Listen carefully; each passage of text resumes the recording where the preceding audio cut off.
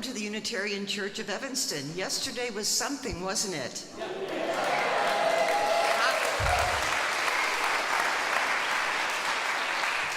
How about our firebrand of a senior minister?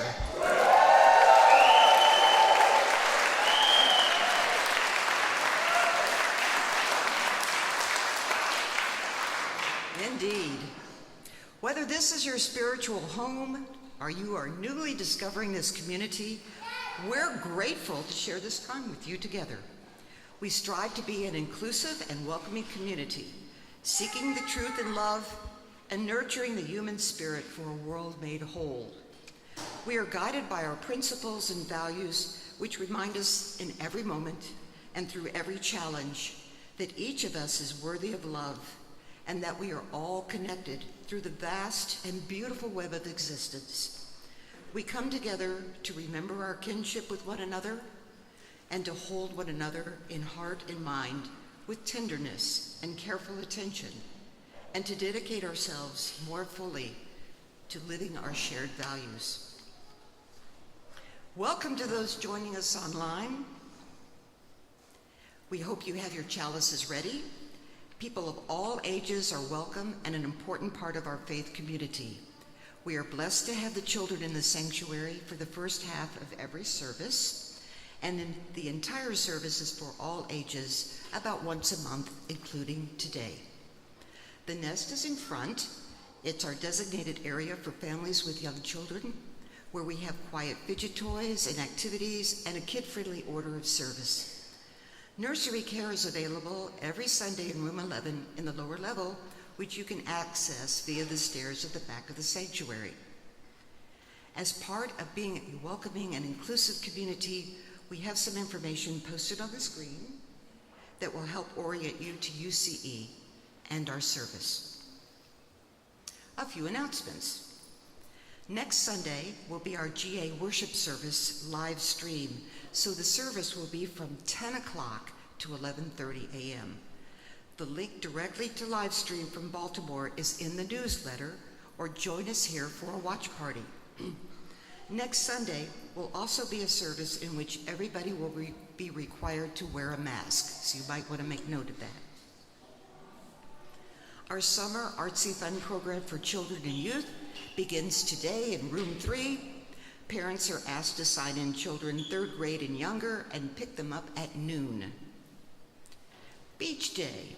The family ministry team invites all ages to spend the afternoon of July 20th at Lighthouse Beach. Look for details in the newsletter. And now, let us settle in together, gather our attention, and share this time of reflection, celebration, and inspiration. As we begin our worship service, let's quiet our electronics and our bodies as we join in beloved community. Welcome to worship.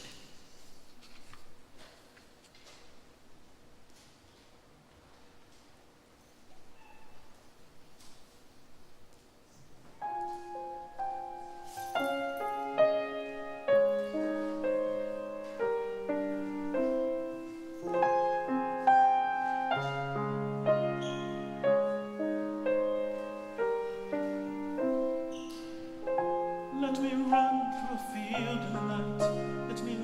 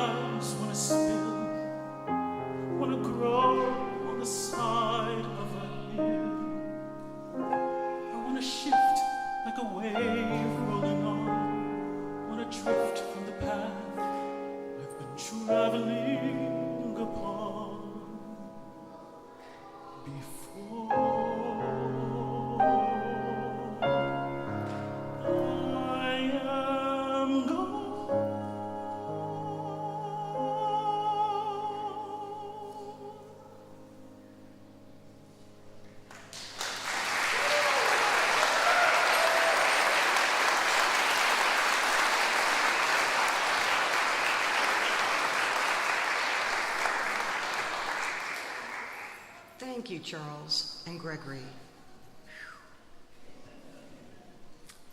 The Unitarian Church of Evanston resides on the traditional lands of the Ojibwe, Adawa, and Potawatomi nations, once used by nomadic tribes who share the Algonquin culture and language. By 1760, Potawatomi villages populated this land. After decades of violent encroachment by the French, British, and U.S. American white settlers, the Potawatomi community were forcefully removed west of the Mississippi River. We also remember the networks of Black people, African American ancestors who built our country's culture and economy, originally through forced enslavement and uncompensated labor. We acknowledge the impacts of the intentional violence of enslavement, theft of labor, and exploitation, which echo through the generations and remain a reality today. We offer these acknowledgements as one small effort toward building long-term solidarity with contemporary communities. We commit ourselves to incorporate these admissions into our lives and turn our thoughts into actions. Please join in our words of shared commitment. We name these realities with honor for all the ancestors, respect for our descendants, and gratitude for the land we use as sacred space. The Denominational Affairs team and UCE delegates brought the flowers today in recognition of the start of the 2025 UUA General Assembly on the 18th. As they light our chalice, symbol of our living tradition, please read responsively the words on the screen. I will begin, and you join when I indicate. As we come together, let us remember those who have come before us, both known and unknown, and sacrificed so that we could have the opportunities we have. Let us think about those yet to come, both known and unknown, and the world we will leave them. Let us act with our values, the impact of which is both known and unknown. Let us move forward with hope for a world we can imagine and one we cannot fathom. As we light this chalice, let it light the path as we move forward in worship together in freedom. Please rise in body or spirit and join in saying the words of our beloved covenant. Love is the spirit of this church, and service is its law. This is our great covenant, to dwell together in peace, to seek the truth in love, and to help one another. And before we sing our opening hymn, I invite those joining us online to greet each other in the chat, and those of you gathered here in the sanctuary to turn to one another briefly to say good morning, trying to greet someone who is new to you.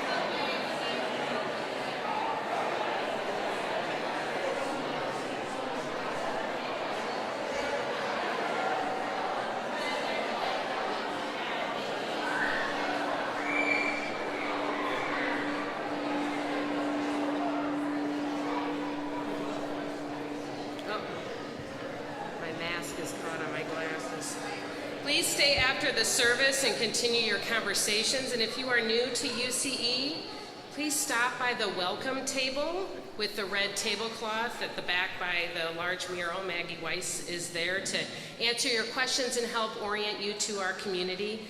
Let's keep creating new relationships and building kinship among us. Our opening hymn is number 155, Circle Round for Freedom.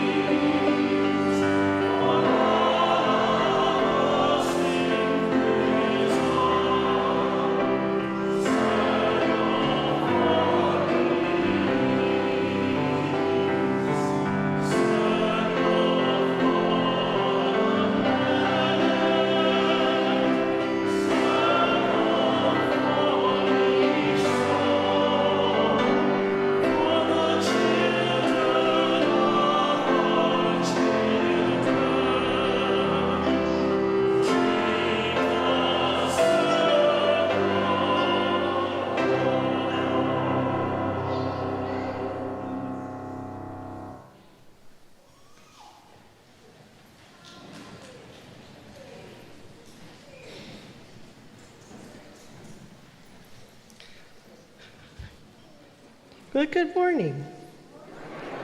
What a beautiful day. Today, we are going to do something a little different. We're going to do a movement meditation. I invite you, if you feel like it, to stand and do it, sit and do it, or just chill, whatever. Be tall like a tree. Feel your feet planted firmly on the ground. Let your arms rest gently at your sides.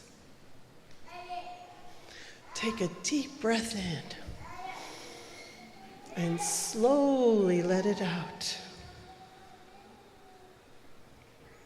Imagine you are standing outside under a bright golden sun. Stretch your arms wide and feel its warmth shining down on you. This is the light of freedom, love, and hope.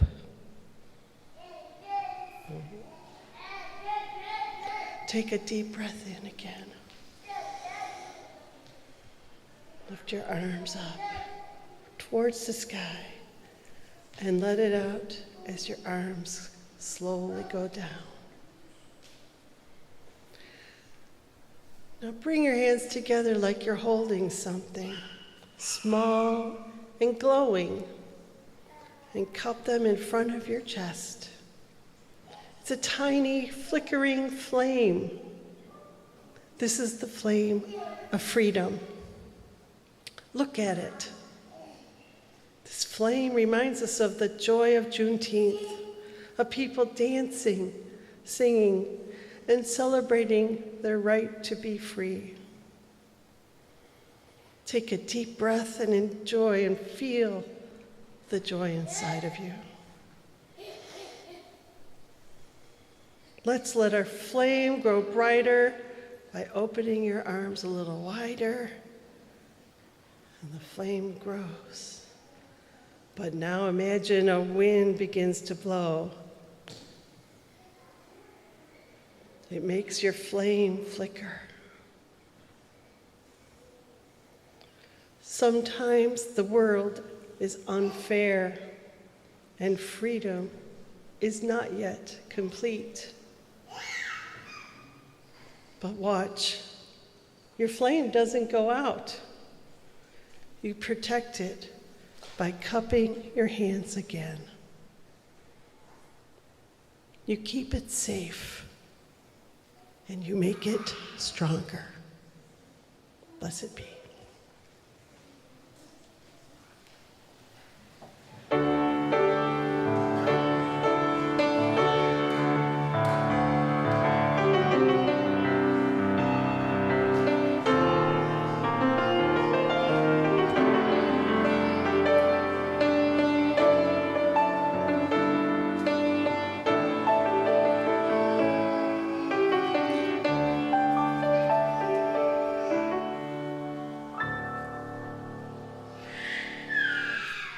I think we have a budding minister. He's ready. He's ready for the pulpit. I invite us now, although that was really nice and settling. Thank you, Kathy.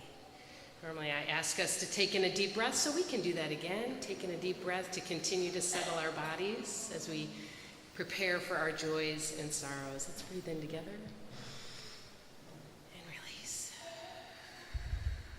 If you would like to share a joy or a sorrow, if you'd like me to express your joy or sorrow out loud in a Sunday service, you can write it in the book found at the table as you enter the sanctuary.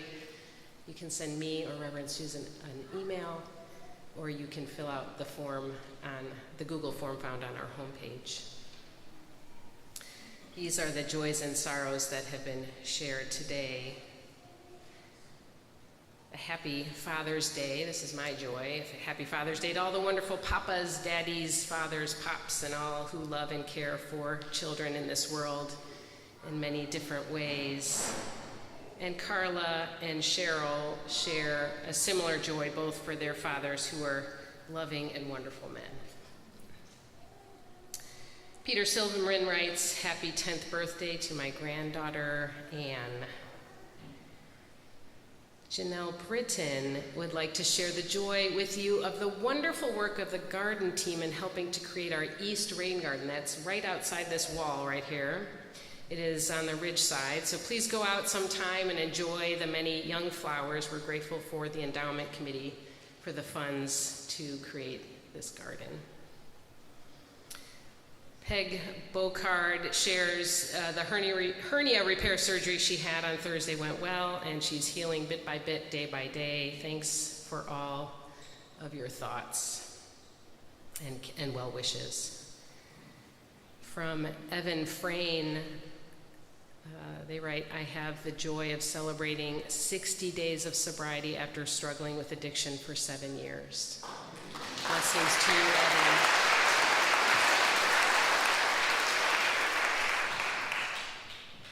And from Dana Dean, thank you to all who ran the Ricky Birdsong race this morning, the race against hate, and to all who donated.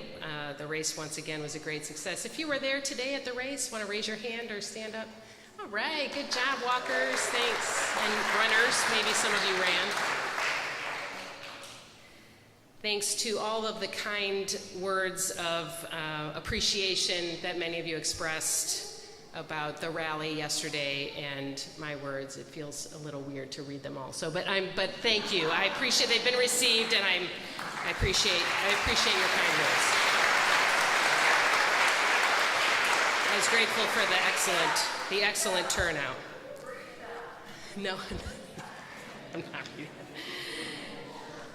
And finally, a sorrow shared from someone who wishes to remain unnamed, mourning for innocent Iranians who have been crushed under the weight of the regime for decades and now are under attack.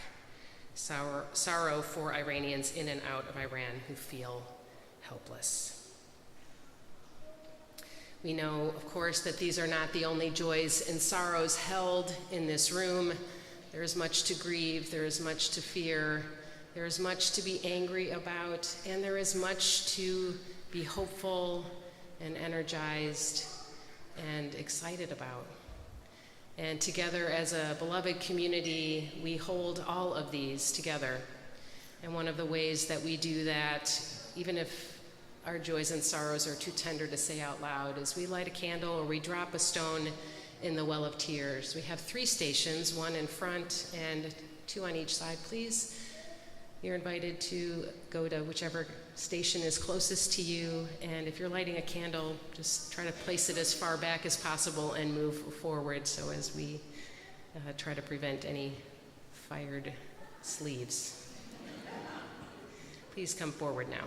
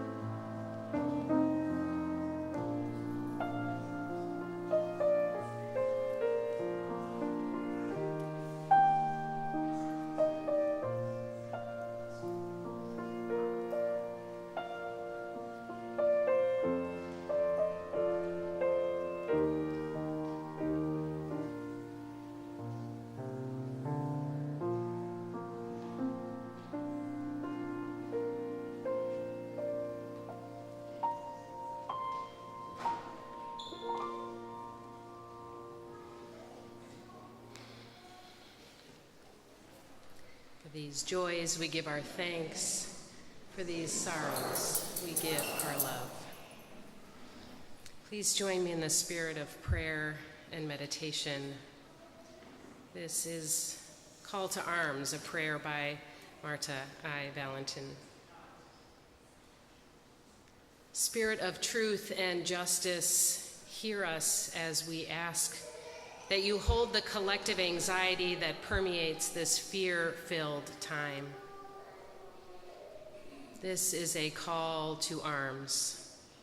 Arms that will hold broken hearts and elated hearts, arms that wrap themselves around a body beaten and disfigured in truth and metaphorically.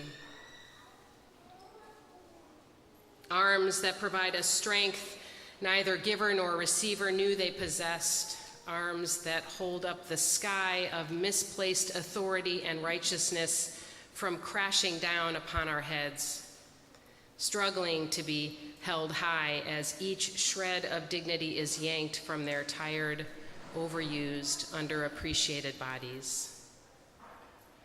This is a call for committed arms to continue leading heads and hearts to know the facts but feel the truth.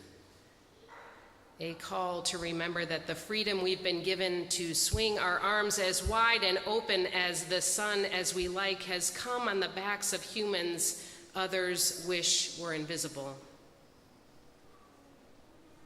This is a call to arm ourselves with the facts but feel the truth, born out of the power of our Unitarian Universalist love and the balance of justice. Amen, and blessed be. Our sung response is number 413, Go Now in Peace. And our children are invited to head to their faith formation time in room 3 with their adult leaders.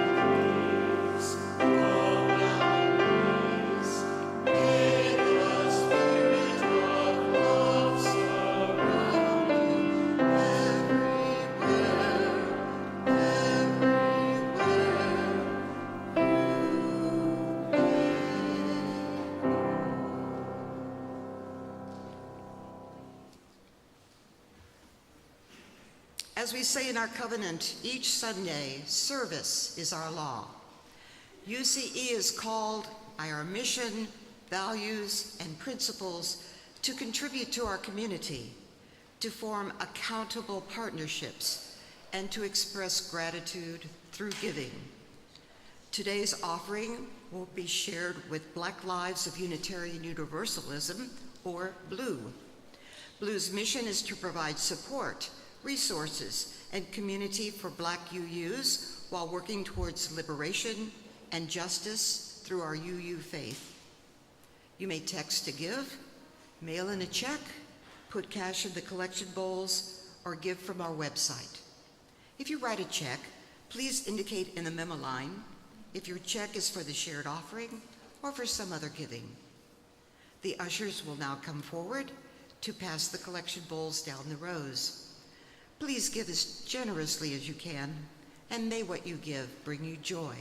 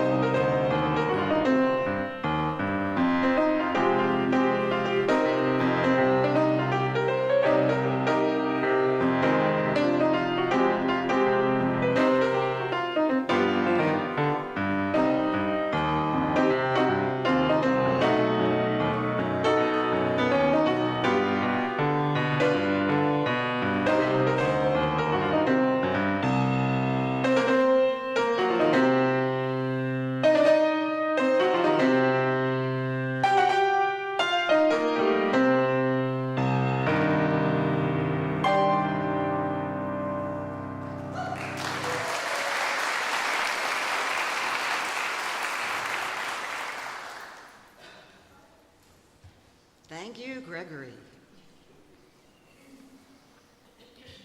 And thank you for your generosity. We have 2 readings today. The first is Freedom by Langston Hughes. Freedom will not come today, this year, nor ever through compromise and fear. I have as much right as the other fellow has to stand on my 2 feet and own the land. I tire so of hearing people say, let things take their course. Tomorrow is another day. I do not need my freedom when I'm dead. I cannot live on tomorrow's bread. Freedom is a strong seed planted in a great need. I live here too. I want my freedom just as you. The second reading is Where the Mind is Without Fear by Rabindranath Tagore. Where the mind is without fear and the head is held high, where knowledge is free, where the world has not been broken up into fragments by narrow domestic walls, where words come out from the depth of truth, where tireless striving stretches its arms towards perfection, where the clear stream of reason has not lost its way, into the dreary desert sand of dead habit, where the mind is led forward by thee, into ever-widening thought and action, into that heaven of freedom, let my country awaken.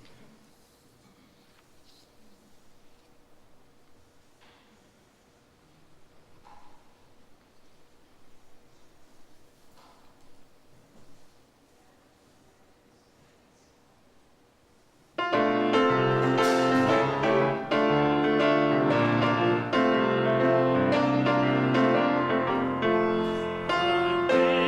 wish I knew how it would feel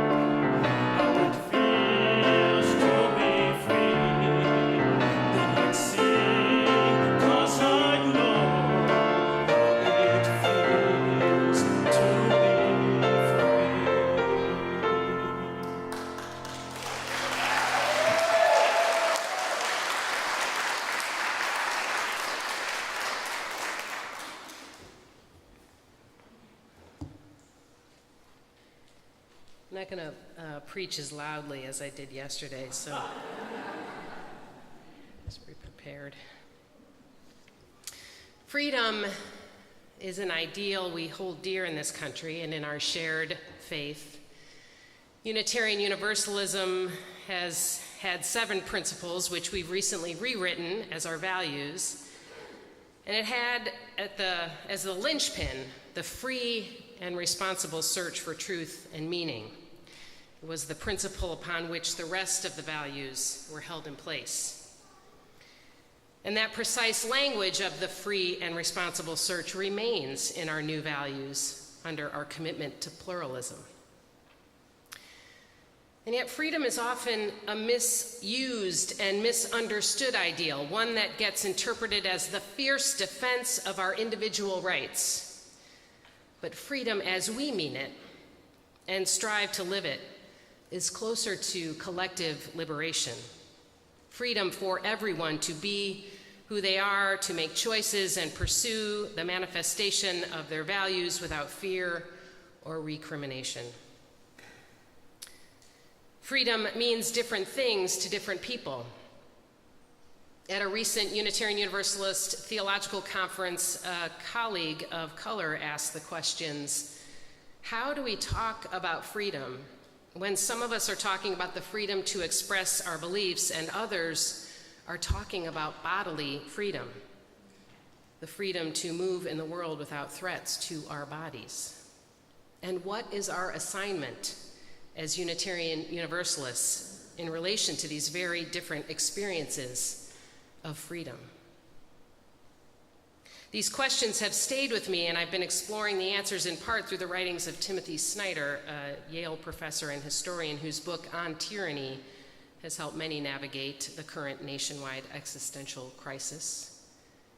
In his book On Freedom, he writes about positive and negative freedom.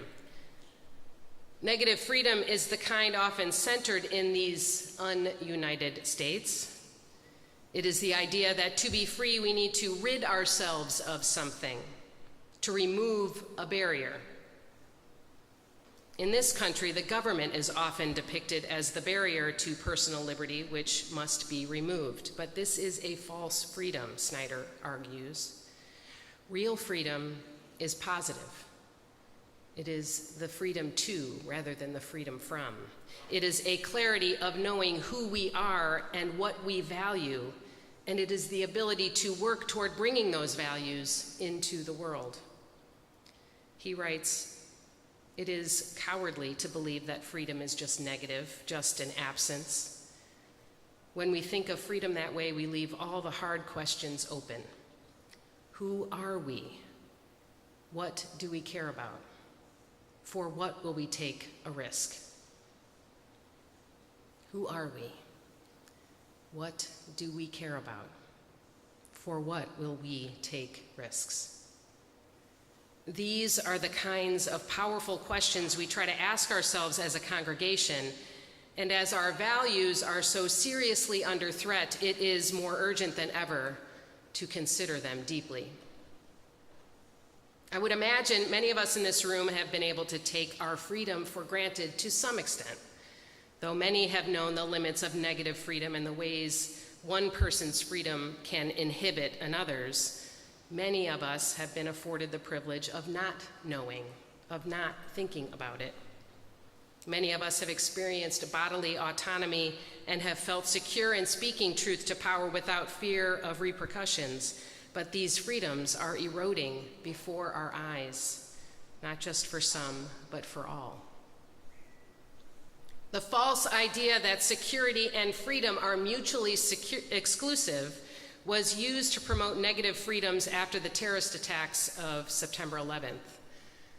Snyder explains, quote, after 9/11, Americans were told that the attackers hate freedom, but our response suggested that we misunderstood it.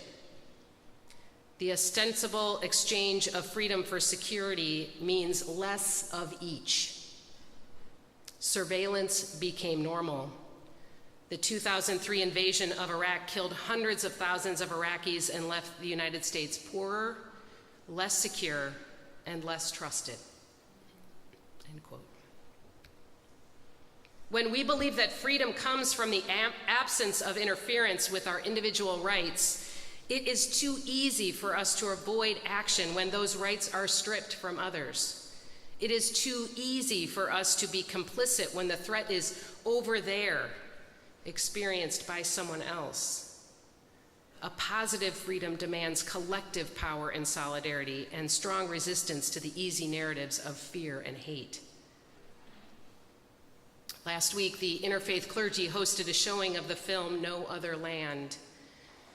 It is the Academy Award-winning documentary about a young Palestinian activist, Basel Adra, as he films the devastation of his West Bank village of Masafar Yatta by settlers and the Israeli military. In the film, we see Israeli forces bulldozing Palestinian homes as children bear witness, as wells, the only source of water in the desert, are filled with cement, and a tug of war over a generator ends in a fatal shooting. The film is a collaboration between Basel, who cannot leave his village, and Yuval Abraham, an Israeli journalist who is free to come and go. One scene shows Yuval arguing with a right-wing Israeli on television about the fact that Israelis will never know security as long as Palestinians do not know freedom. It is a painful movie to watch. Painful because of the complicity I felt witnessing another's liberation violently and relentlessly seized. I have lived in a privileged bubble of ignorance. Knowing this is happening doesn't give me any more power or wisdom about how to make it stop, but it makes me wrestle with the implications of what it would mean to have neither liberty nor safety. We have accepted the lie that freedom sometimes has to be sacrificed for security, but this is a false and negative idea of freedom. The truth is, none of us is really secure or free unless all of us are secure and free. Free to seek opportunity, free to pursue happiness, free to explore what it is that is most important to us and how we want to make our values manifest. Snyder explores in depth 5 forms of freedom: sovereignty, unpredictability, mobility, factuality, and solidarity. These are words I don't normally associate with freedom, so let's dig in. The first form of freedom is sovereignty. It is the capacity to understand oneself as a unique person in the world, what it means to be self-governing. We think of this in terms of states and nations, but people have sovereignty too. Children learn this to different degrees at a young age as they distinguish themselves from the ones caring for them. And as we grow as individuals, we become more independent. We recognize our agency, and we feel offended when our agency is challenged or stripped away. The boundaries of our sovereignty, though, are always touching the boundaries of others' sovereignty. The second form of freedom is unpredictability. This has to do with the creative exploration of possibility which sovereignty demands. When we are committed to truly living into who we want to be, knowing our impact on one another and what kind of world we want to create together, life is unpredictable in the most liberating ways. Freedom in the form of unpredictability resists conformity, the status quo, easy answers, or certainty. It is the generative and life-giving unpredictability of being in beloved community. We never know for certain how our lives and our values are going to impact and influence one another. We don't know what will emerge from such creative tension. Unpredictability is the freedom to remain open to the transformative power of plurality in relationship. The third form of freedom is mobility, or the power to move our bodies through space and time in the least restrictive ways. How freely can we move through the world is and has always been determined in part by our identity. Those enslaved were prevented from moving freely in the world, and even after enslavement ended, Black and brown bodies have been and continue to be surveilled, jailed, and controlled. It's happening right now throughout the country. People are being disappeared, rounded up, and detained without cause or due process. Our mobility is interconnected. If I cut a new path through the forest by walking it, that new path increases the mobility of the next person who might discover it. And any path I travel, which has been forged by previous travelers, increases my mobility.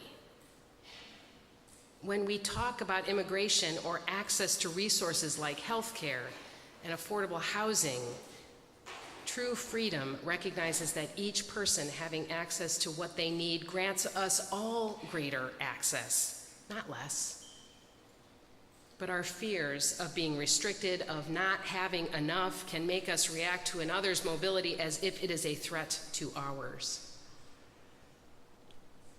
Last Sunday at the Interfaith Family Pride Fest in Raymond Park, a woman was there passing out Bible pamphlets, which was her right.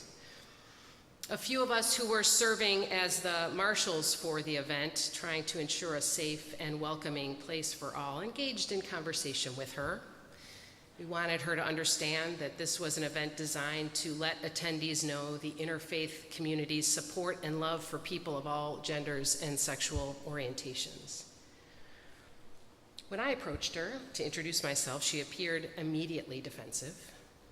I did my best to engage in a friendly way, in a way that affirmed our purpose for the day. She moved away from me to continue to talk to folks, and I continued to stay nearby, which what I thought was a respectable distance, about 5 to 10 feet, just to listen for any unwelcoming messages she might be sharing. After about 5 minutes of this kind of like dance that we were doing, she felt I was too close and she yelled, "Stop following me! If you don't stop threatening me, I'm going to call the police." And since I and the marshals were actually working with the Evanston police to ensure the event was safe and welcoming for all, I invited the woman to join me to discuss this with our Evanston PD contacts stationed outside the limits of the park. I went over first, and then she came over and said, "This woman is threatening me." And she asserted that she had every right to be there, and I affirmed that she did, but I also had the right to be there. Eventually, she wandered away, but it left me wondering, why was my presence so threatening to her? Why was my curiosity perceived as an impingement on her mobility and freedom? Could it be that she had a negative view of freedom and felt my freedom and hers could not exist in the same space? Were her values and views threatening to me, and were mine threatening to her? How can our competing values and visions expand rather than contract freedom? The fourth form of freedom, as Snyder describes it, is factuality, our ability to know and understand the world, to learn from history and evolve through scientific inquiry, which allows us to have agency in the world. It is why anti-intellectualism is one of the first steps of a fascist takeover. Through a flood of lies and misinformation, authoritarians dampen innovation and stifle any efforts to make life better for everyone. As human beings, obviously we don't know everything, right? We can all agree. But through science and ongoing learning, we know more than we did 100 years ago. And when we know better, we try to do better.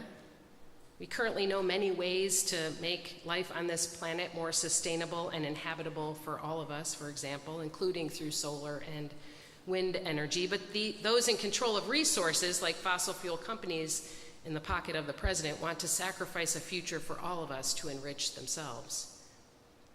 Shared knowledge is collective power, and collective power can overcome the abusive power that hides behind fear-mongering and cultivated ignorance. The final form of freedom is solidarity, the recognition that freedom must be for all of us, or it is an illusion. We are not isolated or unattached. None of us comes into this world free from interdependence, and none of us escapes it. Though we spend much of our lives trying to assert our independence, the truth is we are all better when we live in communities of mutual care. Again, Snyder, quote, "We cannot be free unless our truths can be greeted by others, which means that we and they must share a common human understanding that there is such a thing as truth, that someone else's bodily experience has a dignity that I can understand even if the experience is not mine," end quote. Freedom in this country has become associated with the idea that government should stay as far out of our business as possible, that it should in no way interfere with our personal ability to do, say, and own what we want, regardless of the impacts on others. But this negative idea of freedom belies the fact that we are all interdependent, whether we accept that truth or not. As long as we operate on the false notion that to be free, the needs of others must not impinge on mine, we will never be truly liberated.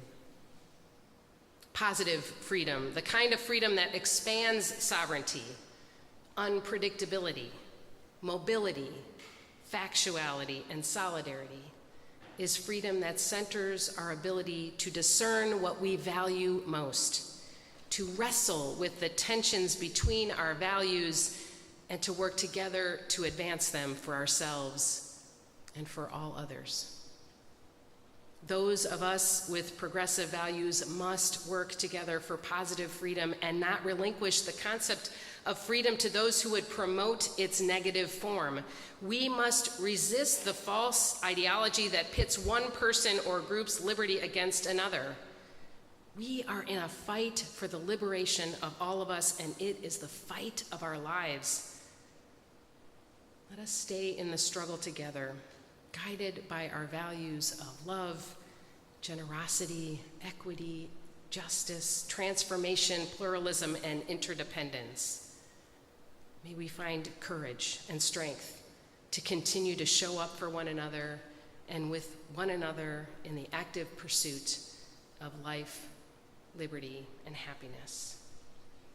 May we make it so today and in all the days to come. Amen.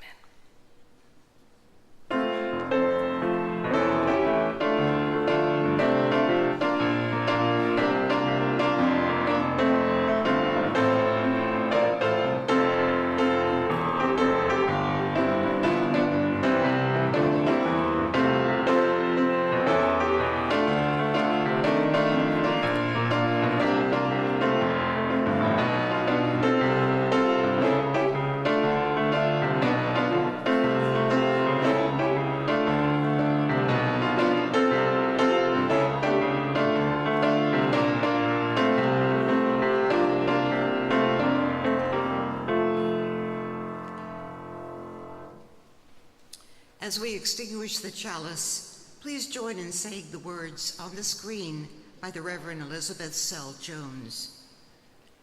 We extinguish this flame, but not the light of truth, the warmth of community, or the fire of commitment.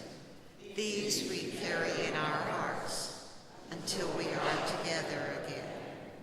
Please rise in body or spirit and join in singing our closing hymn, number 1035, Freedom is Coming.